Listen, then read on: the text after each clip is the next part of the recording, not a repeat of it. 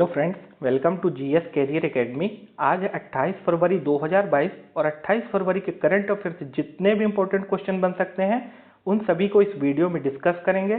साथ में हर current affair से रिलेटेड इंपॉर्टेंट फैक्ट भी मैं आपको बताऊंगा। आज के करंट अफेयर की पीडीएफ आप हमारे Telegram group GS career academy से डाउनलोड कर सकते हैं।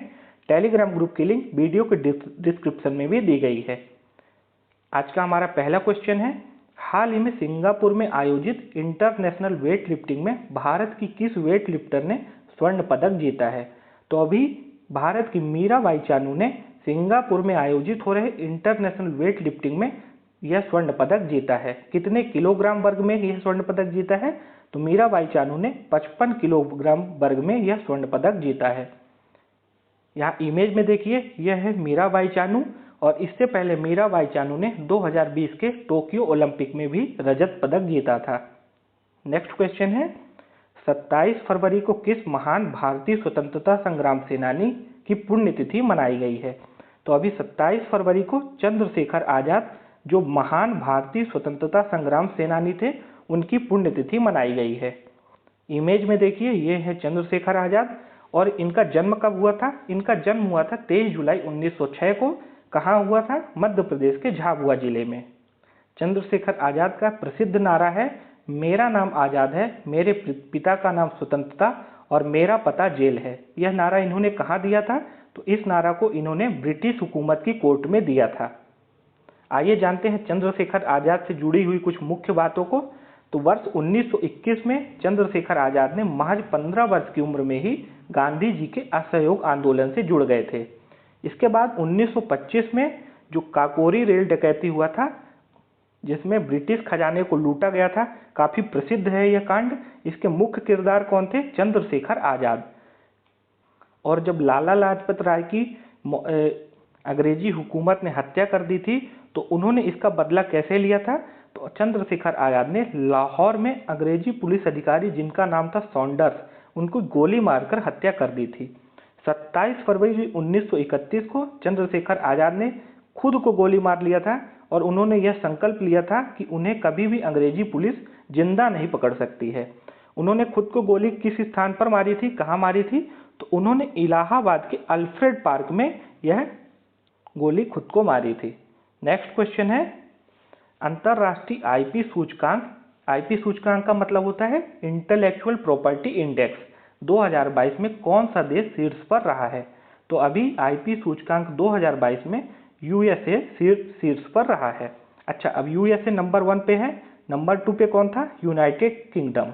नंबर 3 पे रहा है जर्मनी और अपना देश भारत इस सूची में 43वें स्थान पर रहा है। नेक्स्ट क्वेश्चन में बढ़ने से पहले आज का नॉलेज बूस्टर आपके लिए डिस्कस करते हैं स्विफ्ट बैन के बारे में। जैसा आप सभी को पता होगा, अभी रसिया और यूक्रेन के बीच युद्ध चल रहा है, तो इससे रिलेटेड जो इंपॉर्टेंट इन्फॉर्मेशन है वो मैं आपको डेली डिस्कस करता हूँ। कल हमने डिस्कस किया था यूएनएससी के बारे में, यानी अंतर्राष्ट्रीय सुरक्षा परिषद के बारे में। आज हम डिस्कस करेंगे स्विफ्ट बैन के बारे में। यह शब्द काफी अभी प्रचलन में है और इससे रिलेटेड एक क्वेश्चन आपके एग्जाम में पूछा जा सकता है।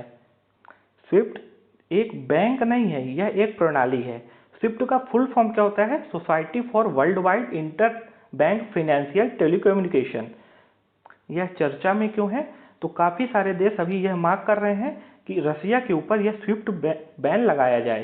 पहले समझते हैं कि यह किस तरह काम करता है। तो स्विफ्ट जो है एक ग्लोबल बैंकिंग सर्विस के जीमेल के तौर पर एक कार्य करने वाली प्रणाली है। इसकी स्थापना कब की गई थी स्विफ्ट की? तो इसकी स्थापना की गई थी 1973 में, ताकि उस समय जो कौन सी प्रणाली चलती थी 1973 के पहले? टेलेक्स प्रणाली। तो टेलेक्स प्रणाली में क्या होता था कि टेक्स्ट मैसेज का उपयोग किया जाता था, जिसके बाद अब स्विफ्ट को लाया गया 1973 में। स्विफ्ट की विशेषता क्या है? इससे एक दिन में 4 करोड़ से भी ज्यादा बैंकिंग प्रणाली के जो मैसेज होते हैं उनको भेजे जा सकते हैं। स्विफ्ट का मेन काम होता है, जो दो देशों के बीच लेन देन होता है, तो इसमें जो करेंसी का एक्सचेंज होता है वो स्विफ्ट के माध्यम से किया जाता है। स्विफ्ट की बात की जाए तो यह 200 से ज्यादा देशों में 11,000 से ज्यादा फाइनेंशियल इंस्टीट्यूशन और कंपनीज के बीच मैसेज के तौर पर सुरक्षित संचार प्रदान करता है। यानी जैसे आप बैंकिंग आप अपने देश में करते हैं ना, तो वहाँ पे आपको मैसेज वगैरह आते हैं और आपके मेल वगैरह आते हैं, वैसे ही स्विफ्ट जो है तो ये एक इंटरनेशनल प्रणाली है, जिसमें क्या होता है जब एक देश से दूसरे देश में लेन देन होता है तो ये स्विफ्ट के माध्यम से किया जाता है। स्विफ्ट का हेडक्वार्टर कहाँ है? तो इसका हेडक्वार्टर है बेल्जियम की राजधानी ब्रुसेल्स में। और स्विफ्ट के जो मेन कर्ता धर्ता हैं तो उनमें से 10 देशों के नाम प्रमुखता हैं। कौन कौन से हैं? तो यूके यानी यूनाइटेड किंगडम, यूएस यानी अमेरिका, बेल्जियम है, Canada, France, Germany, Netherland, Sweden, Japan और इटली। तो ये जो G10 देश हैं यह इसके मुख्य कर्ता धर्ता है। बाकी ये 200 से ज़्यादा देशों में ऑपरेटिव है, लेकिन इसके जो ऑपरेशन है वह ये 10 देशों के द्वारा चलाया जाता है। और एक अलग से बैंक भी है, यूरोपियन सेंट्रल बैंक। अच्छा, स्विफ्ट सबसे पहली बार चर्चा में कब आया था? तो 2012 में जब ईरान पर स्विफ्ट बैन लगाया गया था तब यह सबसे ज़्यादा चर्चा में आया था। उस समय यह कहा गया था कि एक दिन के बैन के बाद ही ईरान पर 3 मिलियन बैरल तेल निर्यात में गिरावट आई है। इसके बाद यह 2014 में भी चर्चा में आया था, जब यह रसिया के ऊपर लगाया गया था, जब रसिया ने क्रीमिया पर कब्जा कर लिया था। उसके बाद रसिया के जो वहाँ के फिनेंस मिनिस्टर थे उस टाइम के, उन्होंने यह बयान दिया था कि रसिया की GDP 3% से ज़्यादा नीचे आ गई है। अब देखते हैं नेक्स्ट क्वेश्चन को। हाल ही में उर्दू भाषा के लिए साहित्य अकादमी पुरस्कार 2021 किसे मिला है?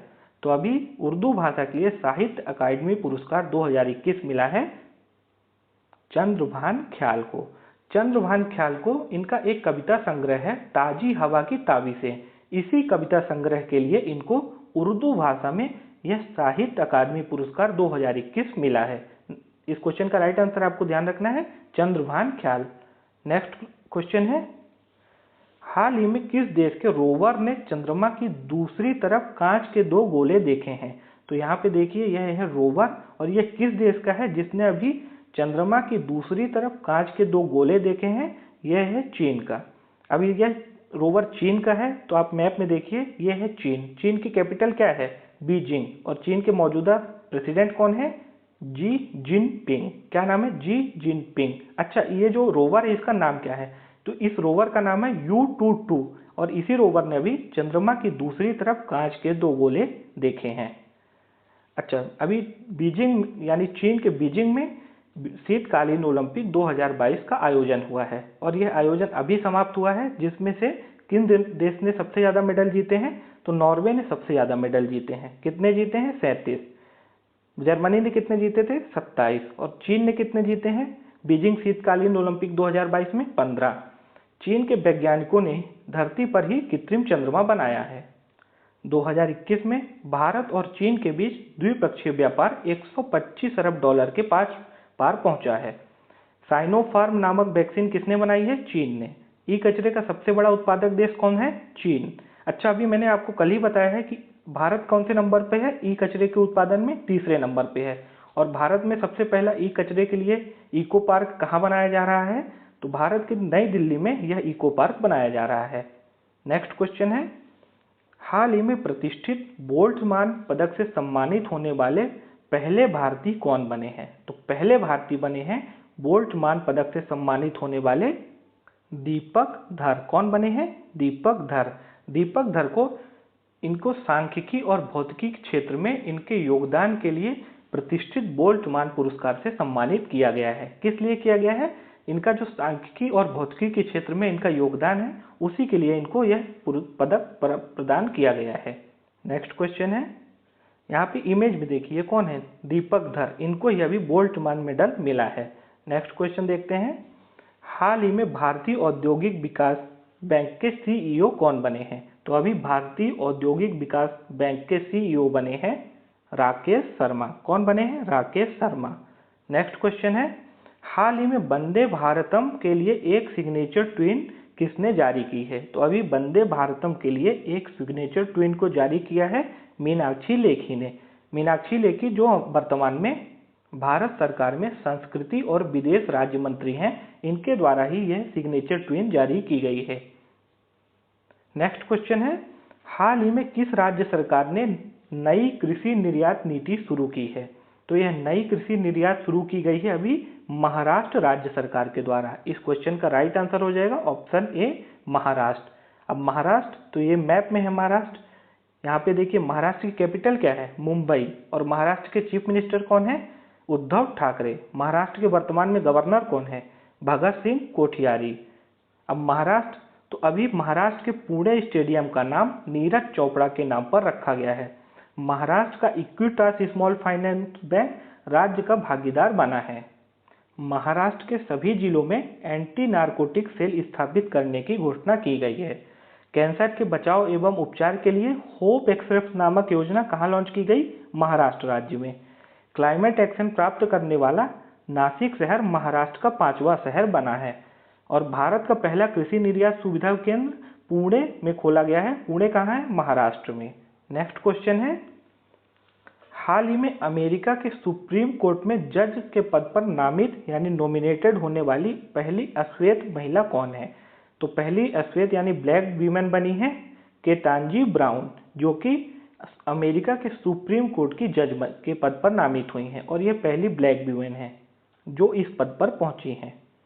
नेक्स्ट क्वेश्चन है, विश्व का सबसे छोटा पहनने योग्य वायु शोधक, जिसे इंग्लिश में बोलते हैं वियरेबल एयर प्यूरीफायर, किसने बनाया है। तो सबसे पहले आप इमेज में देखिए ये वियरेबल एयर प्यूरीफायर है कैसा। तो ये है वियरेबल एयर प्यूरीफायर, जो अभी आईआईटी दिल्ली की स्टार्टअप टीम है जिसका नाम है नैनो क्लीन ग्लोबल, इसी ने इसको विकसित किया है और अब कल ही लॉन्च किया गया है यह वियरेबल एयर प्यूरीफायर। यह काम कैसे करेगा, तो यह आपके नसल ओरिफाइस में चिपक कर और आपके अंदर जो ये बैक्टीरिया, वायरल इन्फेक्शन और एयर पोल्यूशन अंदर जाते हैं उनसे आपको बचाएगा। जैसे आप पहले मास्क पहनते थे तो यह मास्क की जगह रिप्लेस कर सकता है वियरेबल एयर प्यूरीफायर। अब हम 27 फरवरी के करंट अफेयर्स का रिवीजन कर लेते हैं। तो कल हमने डिस्कस किया था संयुक्त राष्ट्र सुरक्षा परिषद यानी यूएनएससी में रूस के खिलाफ लाए गए प्रस्ताव में कितने देशों ने अपने वोटिंग पावर का इस्तेमाल किया है। तो टोटल 11 देशों ने इसमें वोट किए थे। बात आती इंडिया की, तो इंडिया ने इसमें क्या किया था, इंडिया ने इसमें वोट नहीं किया था। 3 देशों ने अपना वोट नहीं डाला था। कौन कौन, इंडिया, चाइना और यूएई। बाकी 11 देशों ने जो रसिया के खिलाफ प्रस्ताव लाया गया था उसमें वोट किया था, और रसिया ने अपने वीटो पावर का इस्तेमाल किया था। यूएनएससी में टोटल मेंबर कितने हैं, 15 मेंबर है यूएनएससी में, जिनमें से 10 मेंबर जो हैं तो नॉन परमानेंट हैं और 5 मेंबर इसके परमानेंट हैं। नेक्स्ट क्वेश्चन हमने कल डिस्कस किया था, एक्स कोबरा वॉरियर 2022 युद्ध अभ्यास का आयोजन किस देश में होगा। तो इसका आयोजन यूनाइटेड किंगडम में होगा। इससे रिलेटेड जो इम्पोर्टेंट आपको जानकारी याद रखनी है कि आज ही न्यूज़ आई है इंडियन एयरफोर्स की तरफ से कि पहले इस एक्स कोबरा वॉरियर में भारत हिस्सा लेने वाला था, लेकिन भारत ने अब इसमें मना कर दिया है। कल हमने डिस्कस किया था म्यूजियम ऑफ द फ्यूचर कहाँ खोला गया है। तो museum of the future Dubai में खोला गया है, जिसको विश्व की सबसे प्रसिद्ध बिल्डिंग बताया जा रहा है म्यूजियम के मामले में, और इसका नाम क्या है, म्यूजियम ऑफ द फ्यूचर। उड़ान एक मजदूर बच्चे की नामक पुस्तक किसके द्वारा लिखी गई है। तो उड़ान एक मजदूर बच्चे की पुस्तक को लिखा है मिथिलेश तिवारी ने। इसको लॉन्च किसने किया था, प्रसिद्ध गायक अनूप जलोटा ने। हाल ही में डिश टीवी ने किसे अपना ब्रांड एम्बेसडर बनाया है। तो डिश टीवी ने अभी ब्रांड एम्बेसडर बनाया है ऋषभ पंत को। आज के इस वीडियो में 28 फरवरी के सभी इंपॉर्टेंट करंट अफेयर को डिस्कस किए हम, और साथ में 27 फरवरी के करंट अफेयर का रिवीजन भी किया है।